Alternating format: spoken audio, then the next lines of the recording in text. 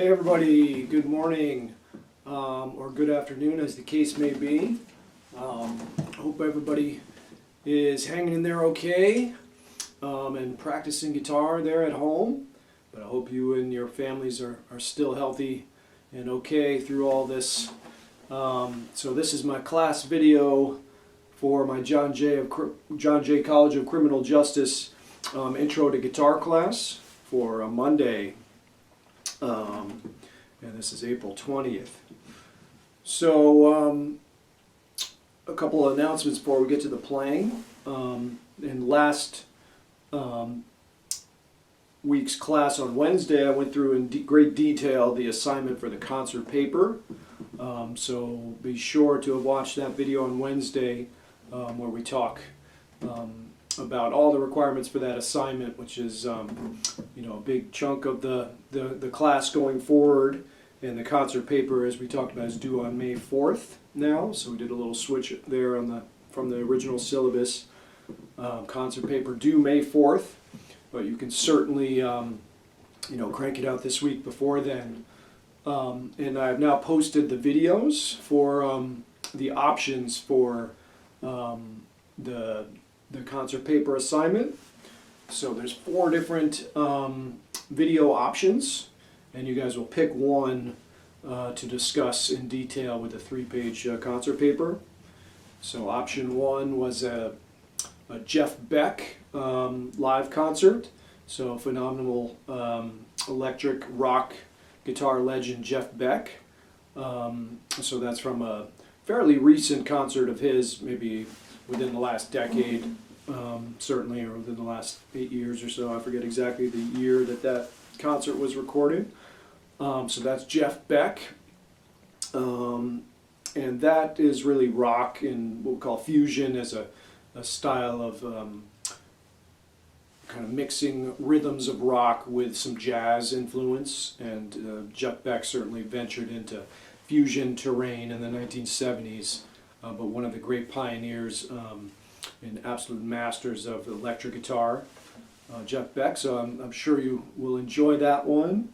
And then the song listings for that one are in the description of the video on the YouTube link. If you go down to the description right below the video screen, you'll see the individual song titles in there. So that should be tied into your paper if you choose that one.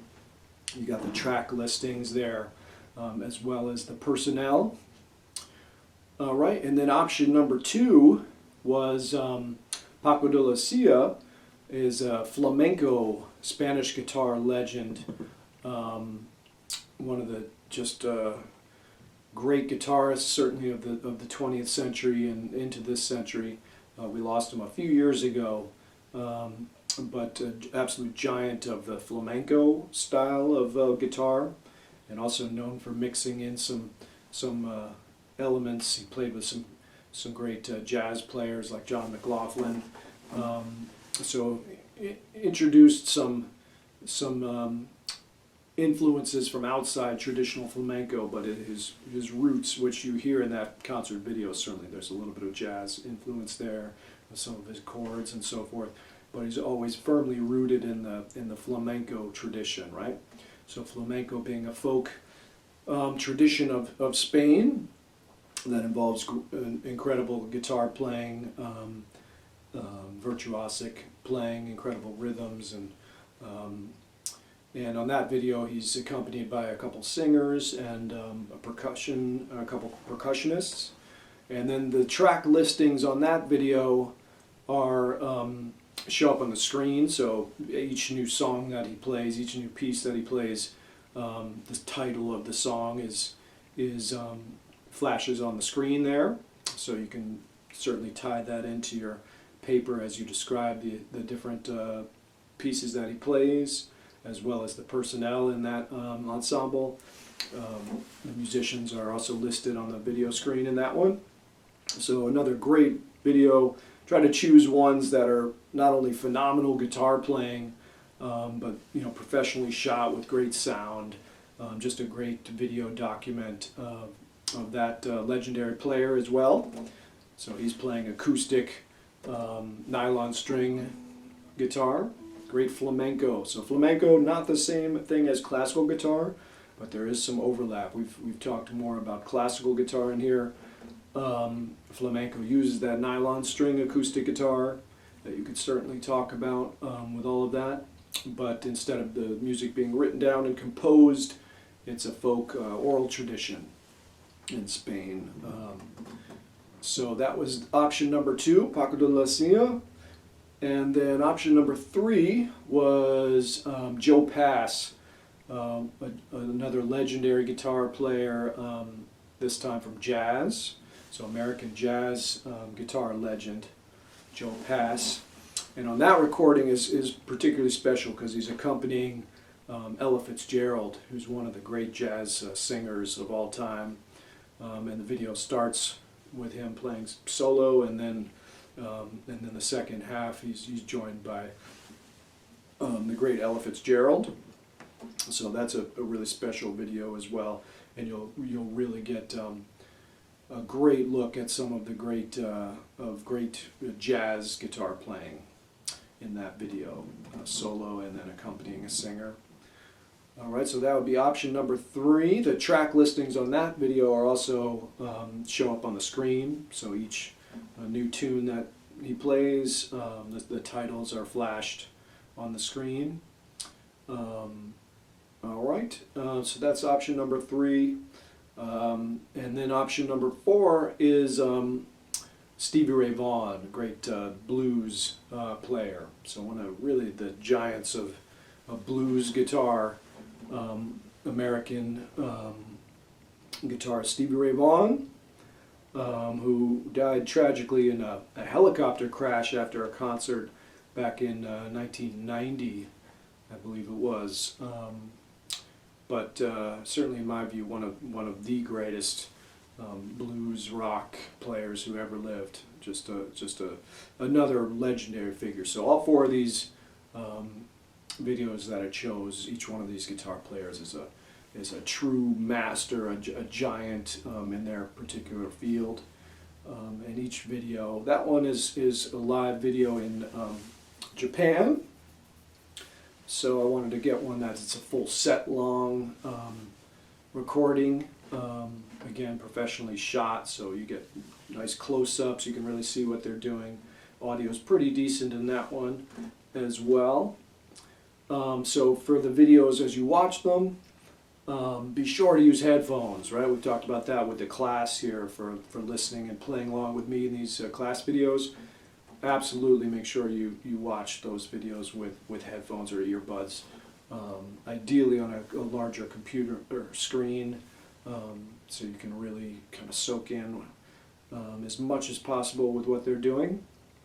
But unfortunately we're not able to go out and hear live music, which is typically the purpose of this assignment, is to get out and hear live music, which very often my students there have not done much or any of at all. So it's usually a good opportunity for you all to get out and hear some live music in the New York area.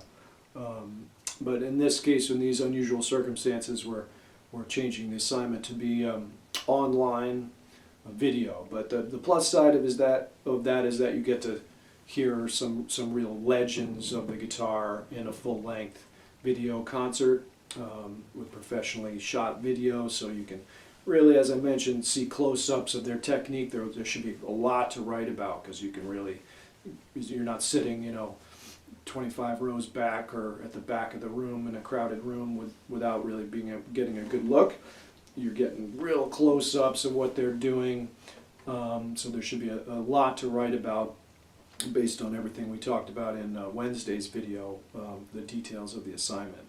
And then you also have the added benefit of being able to rewatch, rewind, pause. What was that he just did there? Or what was the name of that song? Rewind. You can refer back to get any details.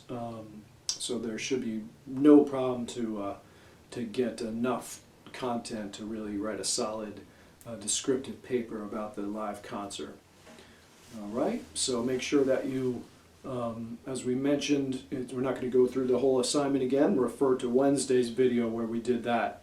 Make sure they're as well written as you can, grammatically correct, run the spell check, and coherent thoughts. You know, when you change a topic, change the paragraph, and that, as we mentioned, it's a objective, descriptive paper of the concert experience, not 3 pages about your opinion about the artist. That should be a very small, maybe tying in at the very end of the paper is your own personal opinion, what you did or did not like about the concert, maybe in a final paragraph.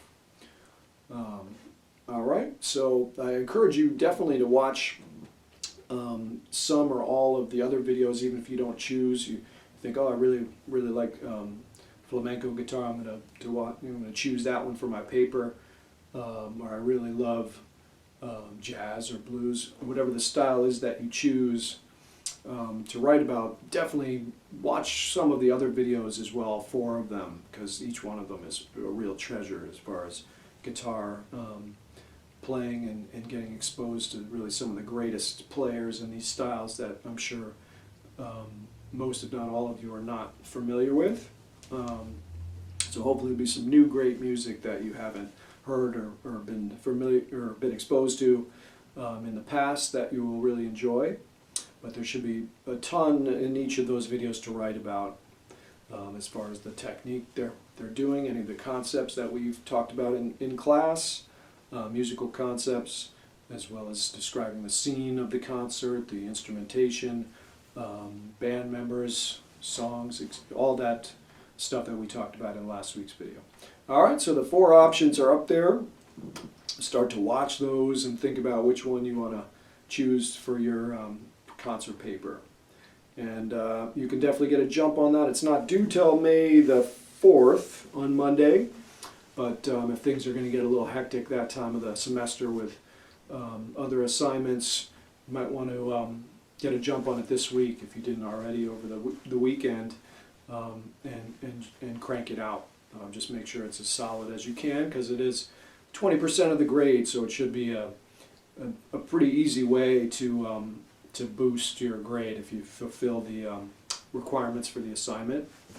Nothing hard in there at all. So that's the concert paper. So any questions about that, email me. And then our next quiz is going to be a week from today, like we talked about. So that's on the 27th. 1 week from today is going to be quiz number 3. So for that quiz, you're going to be playing the 2 pieces we've been working on in the book from last week that we're going to get to much more practice on today. So that will be exercise 14, as well as Fandango, and then Wish You Were Here. So those will be the 3 things you're going to play for quiz number 3 a week from today. So it'll be much shorter certainly than the midterm. The videos will be, or a bit shorter. So those 2 from the book, and then Wish You Were Here chords. All right, so we're going to get to all that stuff today, and when you're doing the Wish You Were Here, make sure not to neglect the rhythm on that one, the strum pattern. I want to see an improvement really and more attention to getting a rhythm on the chords now that the chords are starting to become a little more fluent and familiar. Now really focusing on the rhythm. All right, because without the rhythm in music, right, we've got nothing, right?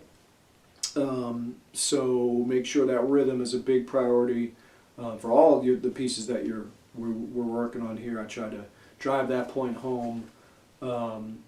But on those chords, as far as the chords, making sure that the strum pattern is paid attention to, and you get it as close to the rhythm as you can. So we'll get to that one in part 2 of today's video. So definitely, as always, make sure that you get through both part 1 and part 2. We're going to cover essential things all the way through the full class time, 1 hour and 15 minutes. And then again, for attendance, send me another email after you watch these videos today, part 1 and part 2, and mention one thing that I covered in each of the videos. All right, as well as the date, and saying that you watched both the videos for today. All right, so The midterm grades have been posted. Actually, there's one or two left that I have not had a chance to post yet, although I have watched them. So those will be up later today. But for most all the sections and the midterm grades have been posted to Blackboard. So I really enjoyed watching your videos on the midterm for the most part. So I'm getting definitely getting the sense that this online distance learning is really working for this class. So that's really extremely encouraging for me to see people able to keep up and learn and improve on the things that we've been covering since we moved online here. All right, so good job for the most part on the midterm videos. So definitely some good improvement on most everybody that I've watched on the midterms. So the one thing in the midterm, as I discussed in a couple videos ago, making sure you're in tune. All right, so for the quiz on Monday, next Monday, as well as the final, really making sure you're in tune. That's part of the class. So double check your tuning. If you got any questions about that, email me. But the expectation on these last two videos, your guitar will be in tune. All right, so speaking of that, let's do that now. So you can always tune along with me in these videos. Double check your tuning as I play these open strings. Make sure it sounds right to your ears. If it doesn't sound the same, it is not in tune, right? And as you use those tuner apps, make sure it doesn't show the sharps or flat symbol as we discussed a couple videos ago with the note. I think that was maybe the issue for some people if they were using a chromatic tuner app. They didn't notice that it said G sharp or D sharp or D flat or G flat. There should be no other symbol with the letter as you use that tuner app. Just E, B, G, D, A, E. Or low to high, E, A, D, G, B, E. Those are the only letters that should be showing up on that tuner app. No sharp or flat symbol. That means you're way out of tune. And then you got to either lower it to get to just the letter symbol on the screen of the app, etc. Right? And you can also use the 5/0 system that we've learned and then tune along with me. So everyone make sure every time you sit down to practice and that you sit down to play along with me on these videos, double check that tuning, tune up with me. Not going to sound good to anybody if you're not in tune. So here we go. With that in mind, here's our first string E open. E.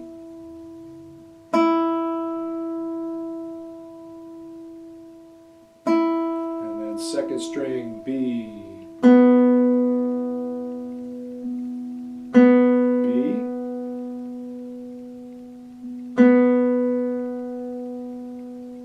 Third string G.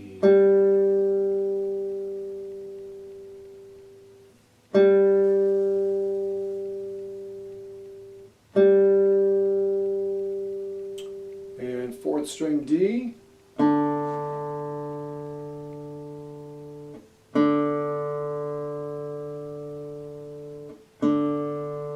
Fifth string A.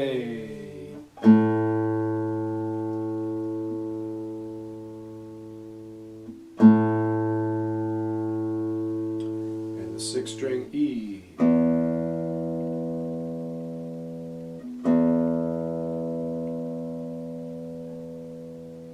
So rewind that if you need to, if you're still tuning, or pause it, make sure you're in tune, right? And then small turns of the tuners. Make sure you know what you're doing and you're listening when you're turning those tuners. Like I mentioned, by far the majority of the time when a student breaks the string, certainly in their first year of playing the instrument, it's because they tune the string too high. The other thing is if you put on a string that is not the correct gauge, right? If you put, say, a D string on where the third string should be, then obviously it's going to break when you tune it up to pitch because it's the wrong thickness. So you got to make sure that if you change strings or put new strings on, that they are the correct strings for each, and that should say right on the package, first string E, second string B, etc. But as long as they're the correct strings, it is almost always the culprit of tuning past too high. and then the string will just break as you get it. The tension goes way past where it should be. All right, so be in tune. All right, and then today we'll start with a warm-up on our scales, which we haven't done since the midterm. So let's start back with our E minor pentatonic, which we haven't done in a while.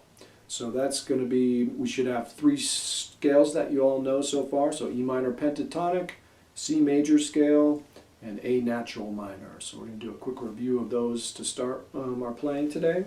So pull out, if you need to review your handout for E minor pentatonic, you can pause the video and pull that out. But that was the O3, O2, O2, O2, O3, O3 scale. And a couple of you in the midterm played your scales fine, but you forgot to descend one of your scales. So make sure you play the scale all the way up and then all the way back down in a steady rhythm. Always ascending and descending. So here we go, E minor pentatonic, 2, 3, 4, O3, O2. So using thumb here, and then make the switch to fingers on the top 3 strings. O3, O3, right back down.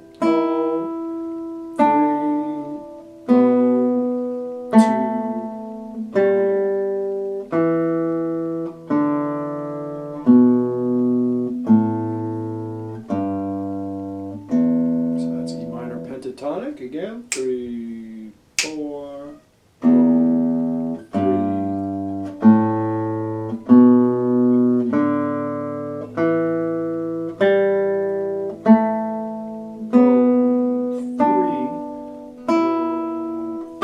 Descending,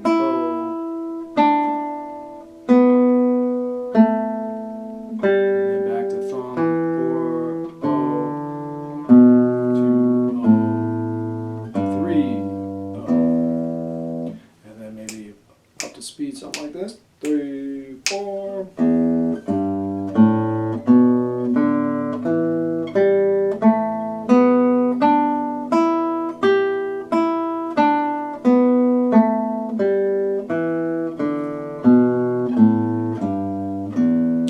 And then C major scale. These were pretty good for the most part for the midterm, but keep the scales in shape. Great way to start your practicing for the day is just to play through your scales, right? We all do that. I still do that as a warm-up. We've talked about the scales, really make about the best warm-up you can do before you get to actual music and playing. And the best way to improve your technique on the right and the left hand, remember you're working on about 7 different things while you practice your scales. So we all musicians work on our scales. So this is the C major scale now. Let's do that one. C to C, 1 octave. 3, 4.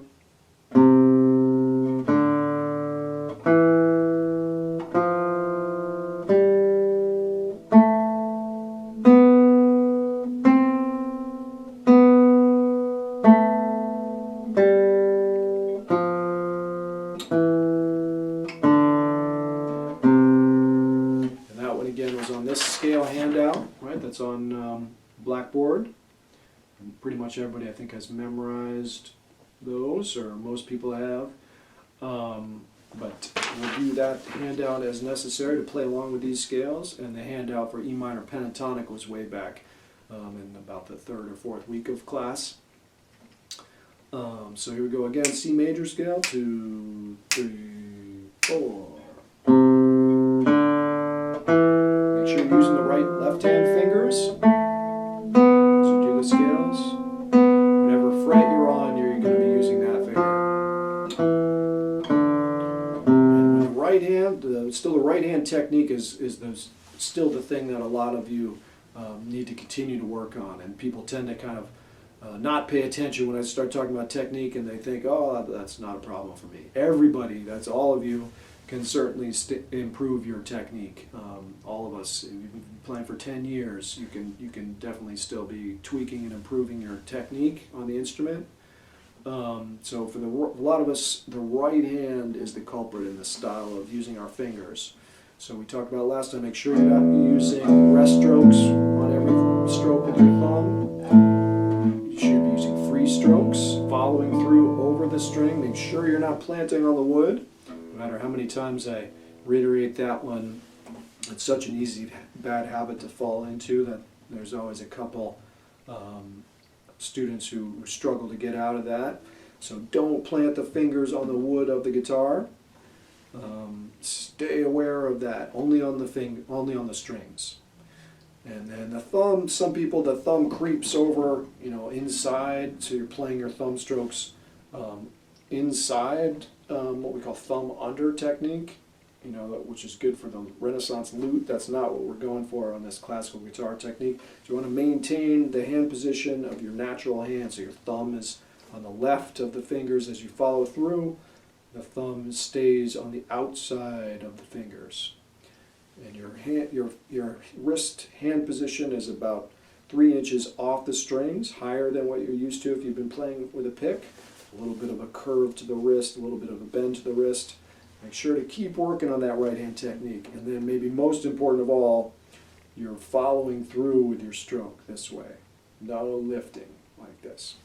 So just because we've covered that many times doesn't mean you still don't need to work on and stay conscious of those things. And the scales is really the time to drive all that home and ingrain that technique so that it's just there to draw upon when you want to play actual music.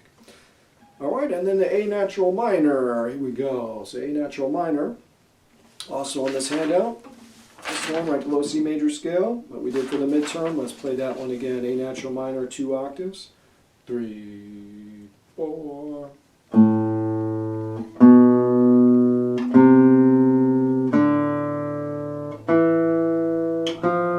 Switch to fingers now, alternating index middle.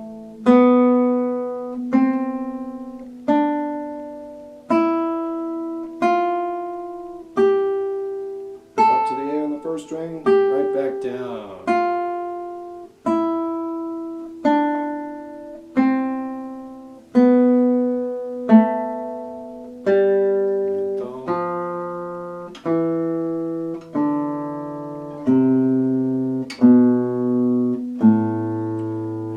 Faster. Do, do, do, do, 2, 3, 4.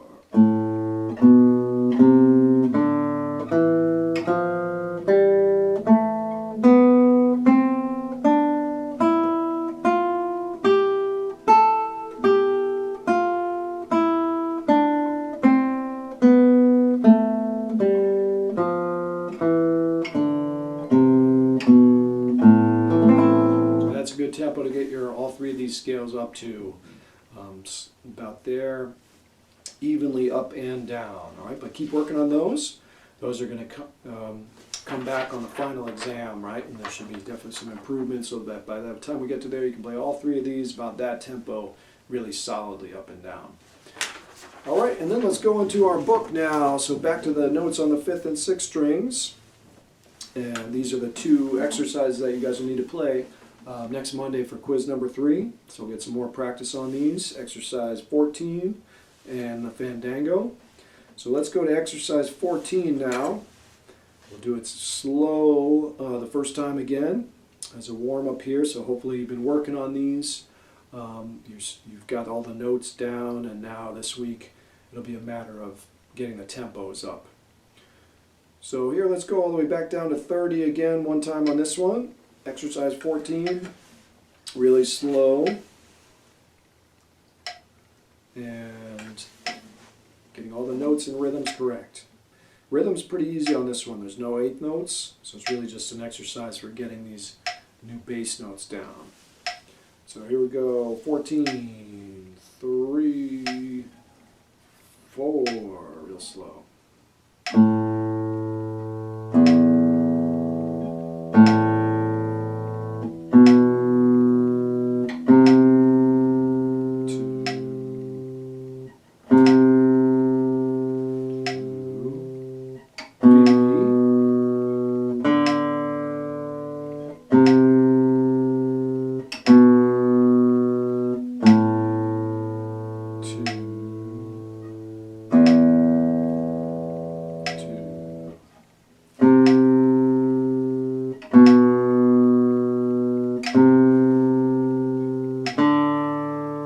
E, 4th string, 2,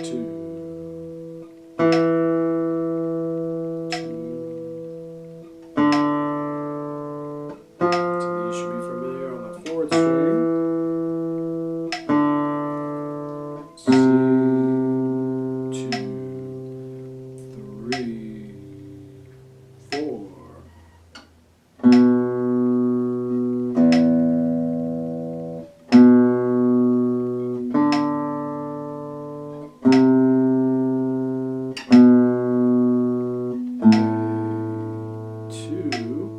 Back to B, the space, G, so I'm going to have one G in this one.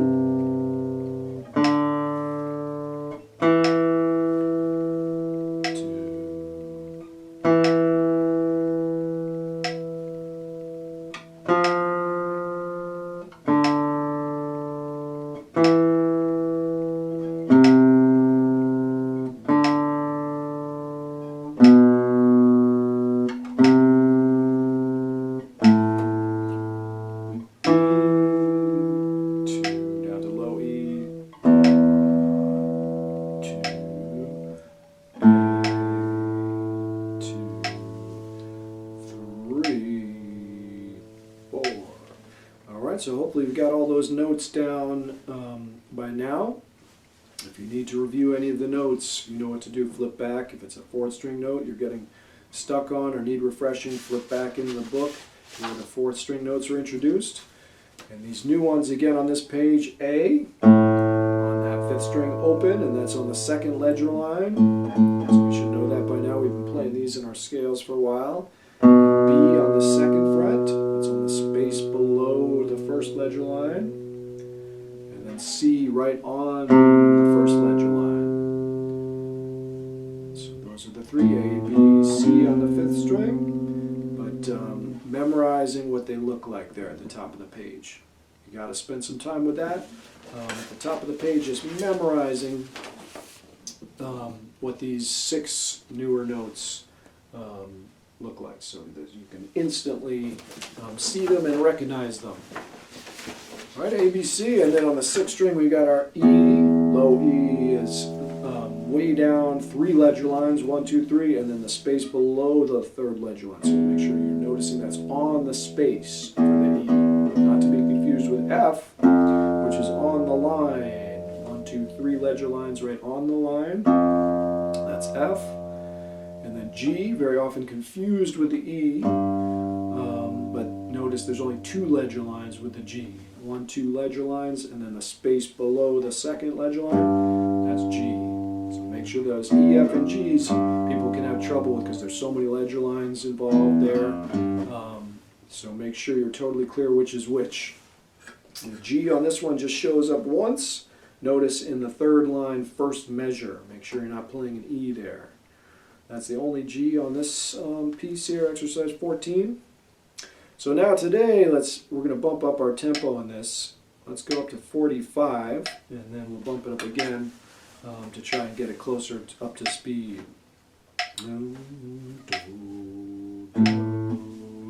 This is a little faster, 14. 3, 4, exercise 14.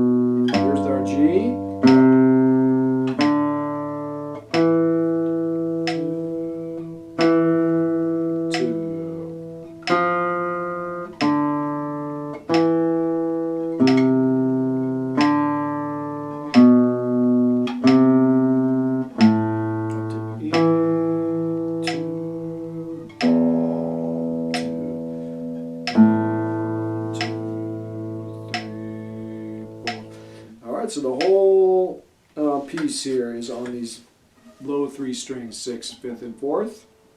Really just an exercise for getting these low notes really solid. This one again could be all thumb, and then when we get to the fandango, make sure we'll talk about getting the fingers involved when we get to that 3rd line. So all thumb on this one, 14, so this should be quite doable. And this time, same tempo, I'm going to play the chords for you on 14 while you do the melody.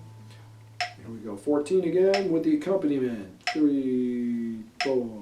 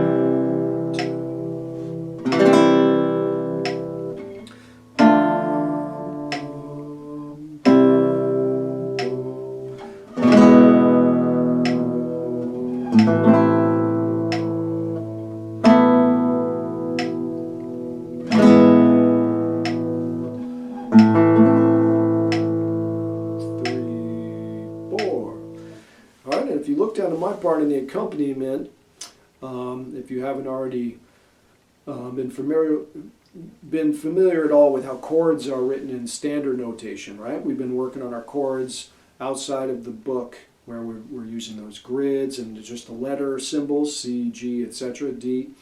And when chords are written in standard notation, the notes are stacked on top of each other like this. So you guys aren't going to play this accompaniment part. Take a look down as just an example of what chords would look like if they were written out in the standard notation. All the notes are stacked on top of each other like that. So that means they're played simultaneously in that rhythm. This squiggly line that they have here in these chords means kind of arpeggiate, which we do a lot on guitar, just to fill out the texture of certain chords we want to emphasize. But chords, when they're written out in the standard notation, are stacked. All those notes are stacked on top of each other, so these 5- and 6-note chords.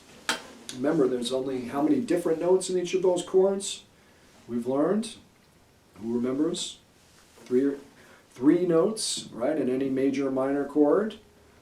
So there's only 3 different notes in that first chord. It's an A minor that you've all learned, but if you look at the notes you're playing, it's A, E, A, C, E. So there's only 3 different notes, A, C, E, in this chord. And then they're just doubled. The root is doubled. We got an A here. We got an A here. The third of the chord is doubled. E here and an E here. But there's still only 3 different notes, even though I'm playing a 5-note chord.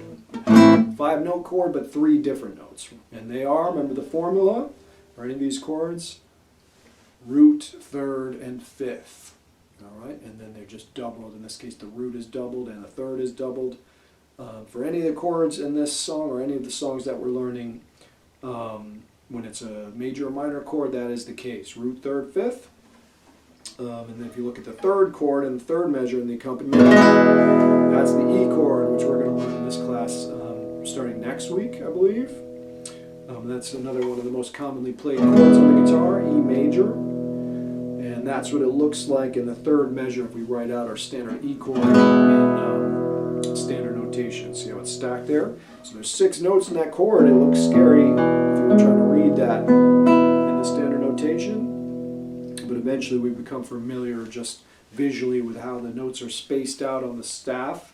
And these same chord shapes that we see all the time, I can read just like it was, a single note, basically. They're so familiar. So that would be our E chord. In that third measure, if you're looking at the accompaniment, there's 6 notes in that chord, but how many different ones? That's right, 3. 3 different notes. Root, 3rd, and 5th. So in this chord, it's E, B, E, G sharp, B, E. So the only notes and different notes in that chord are E, G sharp, and B. And then they're just stacked in different ways. So in this case, it's root, 5th, root, 3rd, 5th, root. So there's 3 different E's in this chord. E on the 6th string open, E on the 4th string, and then E on the 1st string, all 3 of which you've learned. Alright, so that's a little bit about how chords are written in the standard notation, which we're not getting into in this intro to guitar course, but you should have some understanding as you come across chords that are written out in standard notation. That's the concept there. So that's what I'm doing with the accompaniment part. So now, let's see if we can get this tempo up on this one to 60 today. Still a little under the tempo we'd like to get it at for Monday, but now up to 60, still on exercise 14. 1, 2, 3, 4.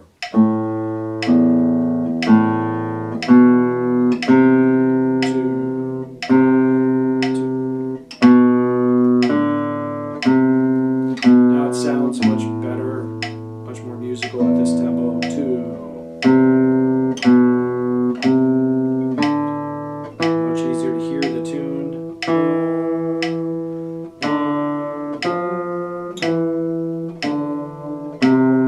2, 3, 4.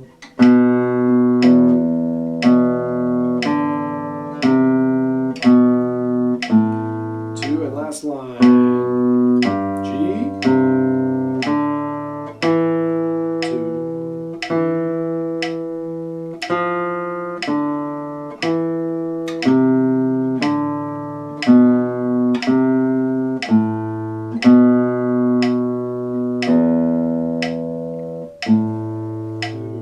3, 4. Alright, so that's about the tempo you want to get that 14 up to this week over the course of the next few days.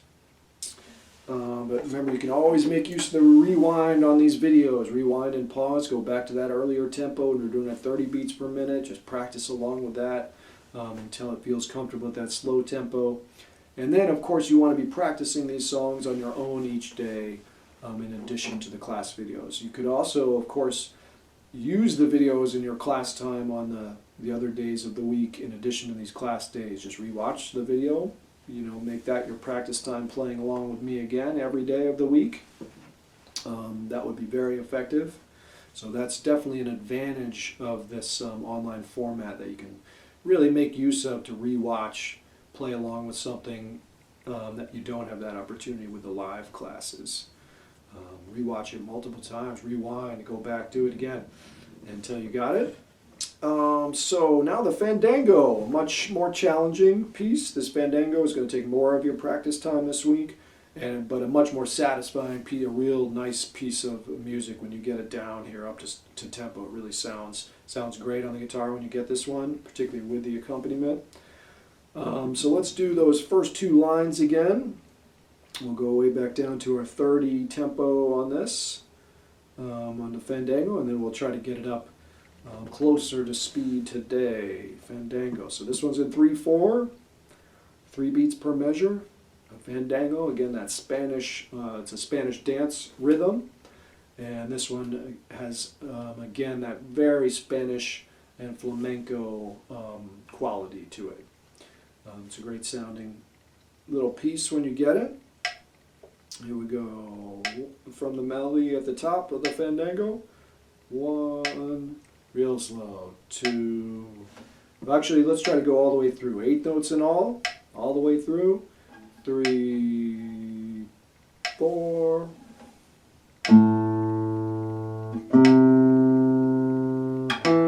This is real slow.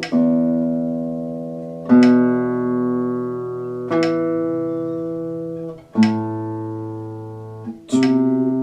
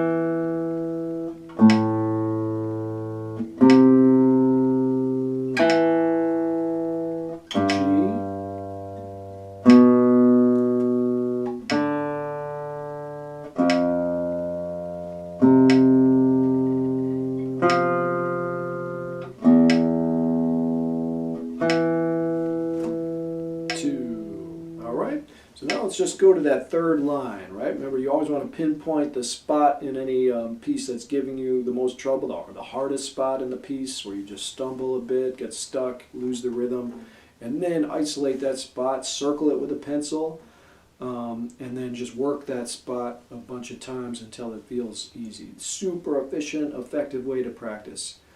So let's do that obviously on this song. That's the third line. It's going to be the hardest spot with that string of 8 notes, and particularly the third and fourth measure of the third line. All right, and as we mentioned, the first measure in the third line, just straight up the A natural minor scale. So the first 6 notes of A natural minor scale, and then that exact thing happens again in the third measure. So let's just do the third line at that slow 30 beats per minute tempo, right to the third line, and make sure index middle on this part, not all thumb through these 8 notes. Be sure that you practice this index middle, all right? Alternating index middle all the way through this, all the 8 notes on this third line should be index middle, is what I want you to do for this, and then back to the thumb when you go to the quarter notes on the fourth line. So here we go, slow, just the third line. 2, 3, here we go. And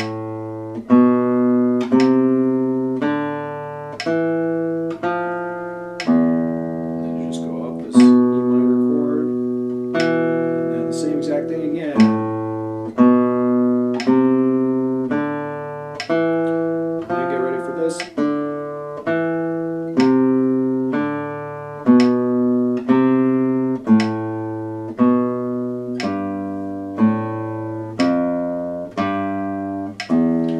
Let's just work that the fourth measure in the third line. So the last 2 measures of the third line are the hardest part of this piece. So starting that D on the 4th string, just the last 2 measures now of the third line. Same tempo. 2, 3, should sound like this.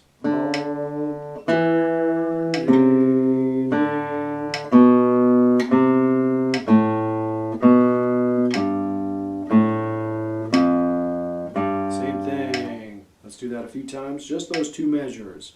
Third line, last 2 measures. 2, 3, starting on D.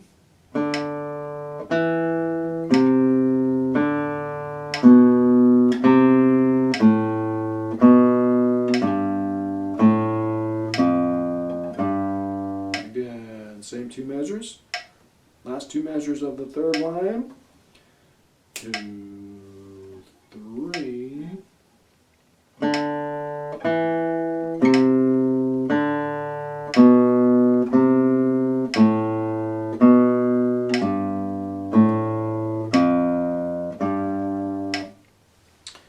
And again, one more time, same thing. Last 2 measures in the third line. 3, 3.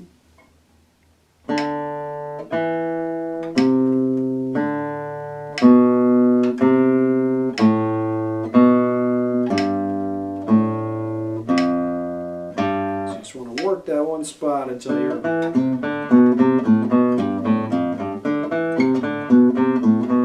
kind of loop it like that until you get it. It feels easy, and only when that's easy and comfortable, then proceed back to the beginning of the piece. So let's do that now. Now speeding it up a bit to 45. I'll still do your part with you.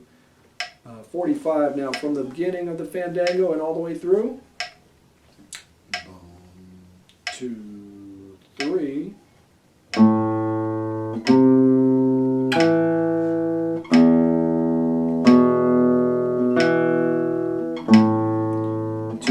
and 3. So this part can be all thumb. 2 and 3, but no rest strokes. Make sure you're doing a free stroke with your thumb. F, E,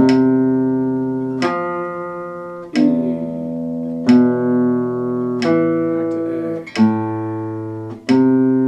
So you're just kind of doing this bass line part that outlines the chords on this section. And then here it comes.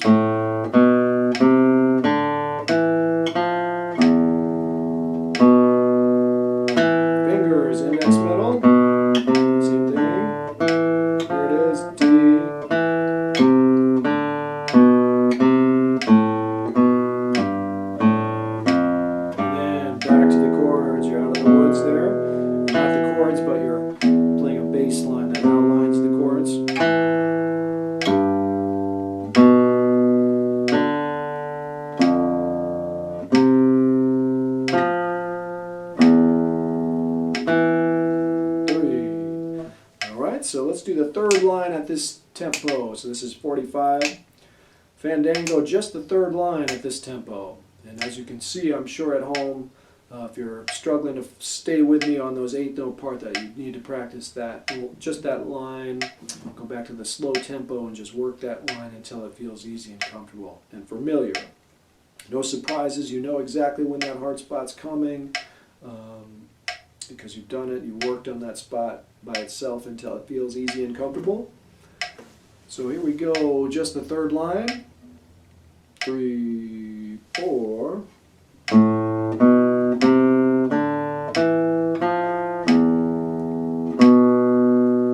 thing again, exactly. A natural minor scale. And here's the hard part.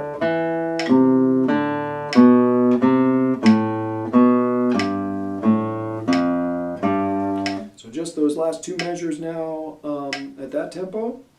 Starting on the D, third line, last two measures. 2, 3. Again,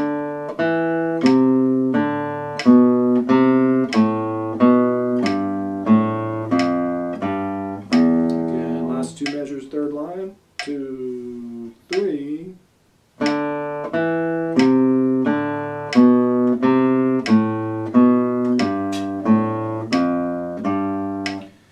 Get the sound of that pattern in your head. It's a pattern, right? This alternating.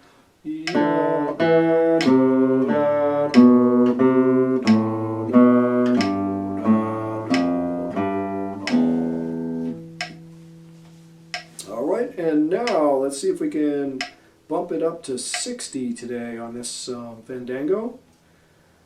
And I'm going to do the accompaniment here.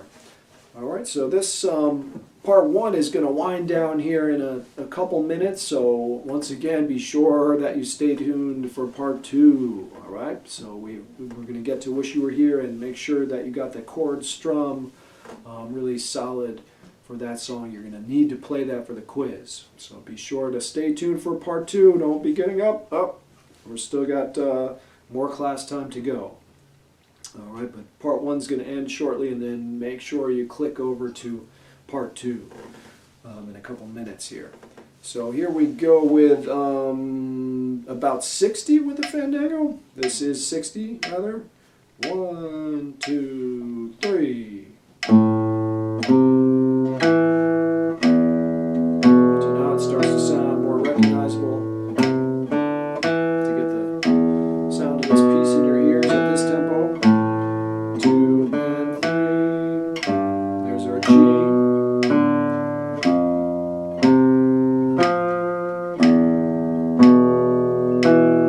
Back to A. Bum, bum, bum. Here comes our 8 notes.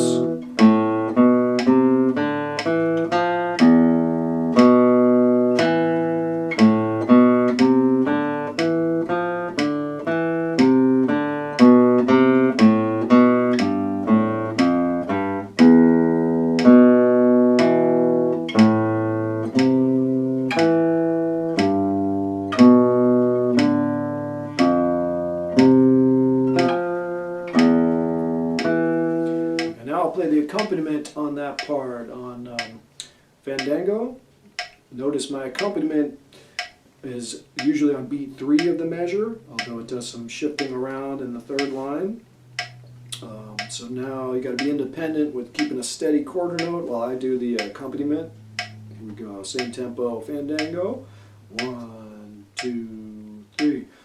Bum, bum, bum, bum.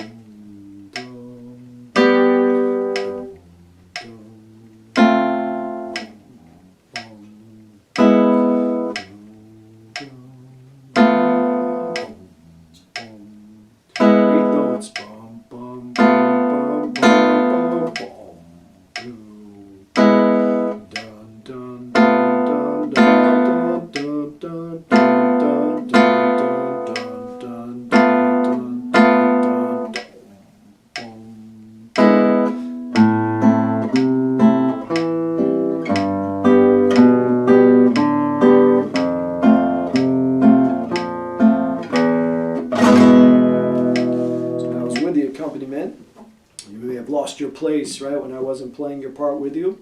But you need to get it solid enough that you can maintain your part while that accompaniment chord pattern is underneath you. All right, and then eventually you want it to sound more like...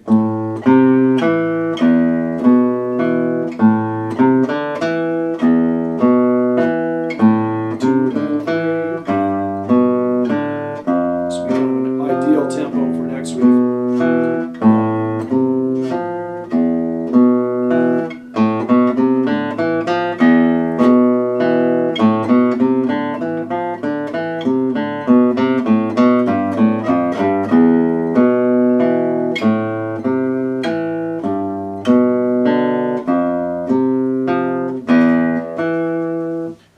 All right, so that's our fandango. And now let's switch over to, but that is definitely going to take some practice. It's quite a bit more challenging than exercise 14. Really getting that third line smoothed out this week in terms of those 8 notes, so you're not stopping the rhythm and really getting stuck and stumbling there. Work on just that third line. Practice it with me, just repeating that line like we did until it feels easy and comfortable.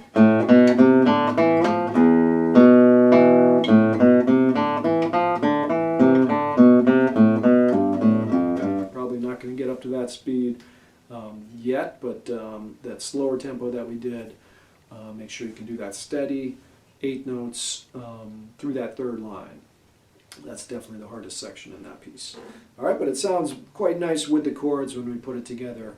It's a great little piece for you to play, and make sure you're using index middle on that third line.